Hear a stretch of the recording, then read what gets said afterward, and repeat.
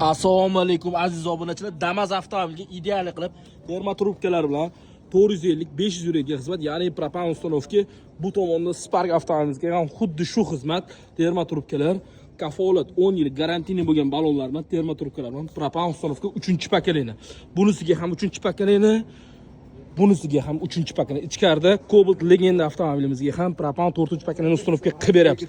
3-pokoleniyada nimalarga ahamiyat berish kerak ustanovka qilayotgan vaqtida? Asosan mana shu reduktordan qo'ysangizgina baraka topasiz. Ya'ni Tariolning algan reduktor, buni proklatkasi uncha-munchaga propan hidi qo'yib yubormaydi. Shuni hisobiga ideal yuradi. Va обратный klapan. Bu klapanni обязательно qo'yishlik shart. Chunki balondan kelgan davleni birinchi o'rin bu klapan keladi, klapandan keyin reduktorga o'tadi. Ko'pchilik mana shuni prama reduktorga berib qo'yadi, keyin shuning uchun 3-pokoleniya bo'lmaydigan hidi chiqar ekan deb yuradi. Kimgadir mana shu ustanovkalar narxni o'z qiziq bo'lsa, Sirdaryo metangizga obuna bo'lgan bo'lsangiz, super mega chegirma narxida kafolati bilan ishlaringni 24 ga yetdi bitkazib beramiz. Obuna bo'lishni unutmang.